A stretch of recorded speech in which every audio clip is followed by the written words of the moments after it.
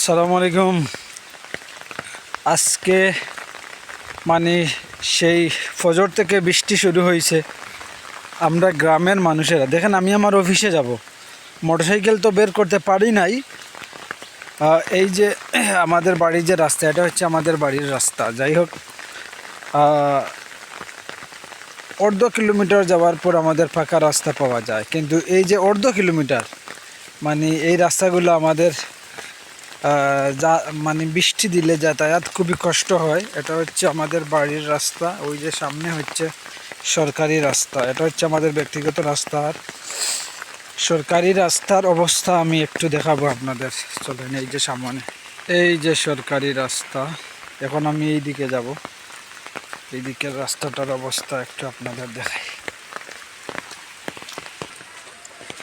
এই যে দেখেন আমাদের রাস্তা এই বছর নতুন মাটি ভরাট করা হয়েছে। এগুলো আরও অনেক নিচু ছিল, ঠিক আছে, অনেক নিচু ছিল।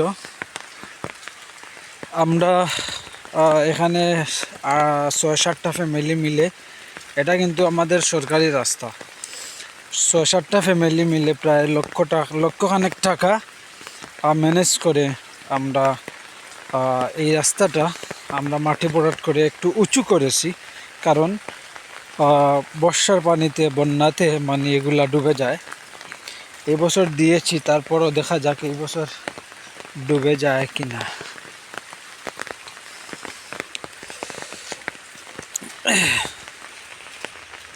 সরকারি কাজ আসে, কিন্তু দেখা যায় প্রতি বছর সরকারি কাজ একটু একটু করে করানো হয়, যার ফলে এত লম্বা রাস্তা বা এত বড় রাস্তা মানে যদিও করা হয়, কিন্তু মানে একটু করা হয়, একটু একটু করে। প্রায় মানে যদি আমরা ব্যক্তিগতভাবে যদি এই মাটিটা ভরাট না করতাম, তাহলে কি হতো, ওই যে আমি একটু দেখাই আপনাদের সরকারি কাজের একটু ধরনটা আপনাদের আমি একটু সামনে দেখাচ্ছি, আসেন। এই যে সরকারি কাজের ধরনটা হচ্ছে, যেমন এখান থেকে এই ইটসলিংয়ের মাথা থেকে আমরা ওই আমাদের বাড়ির রাস্তা পর্যন্ত আমরা নিজেরাই মাটি ভরাট করিয়েছি। আর ওই যে সামনে পাকা রাস্তা, ওই যে সামনে দেখতেছেন, আর এটা হচ্ছে ইটসলিং। এই ইটসলিংটা মানে প্রায় 2 বছরে 2বারে এই একটু জায়গা, কয় হাত হবে, 100 হাত হবে না, 70-80 হাত হবে মেবি।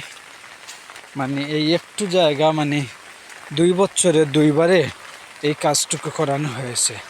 এখন চিন্তা করেন যে আমাদের এই বাড়ির এই রাস্তা পর্যন্ত যদি ইটসলিং করানো হয় বা মাটি ভরাটও এখন ওই জায়গাগুলো হয় না, যেহেতু আমরা ব্যক্তিগতভাবে মাটি ভরাট করিয়েছি, কিন্তু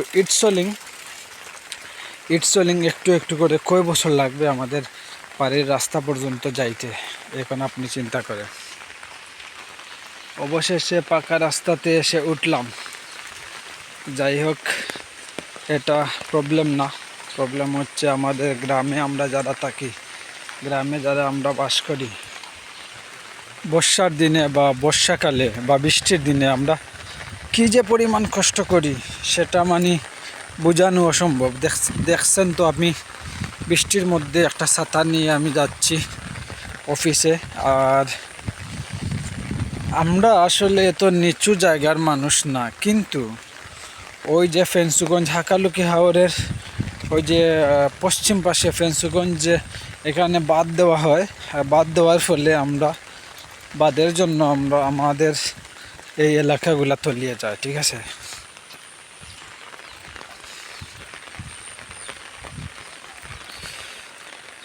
যাই হোক, মানে এই সপ্তাহ থেকে এভাবে কষ্ট করতেছি আমরা, এই জন্য আজকের এই ভিডিওটা করা।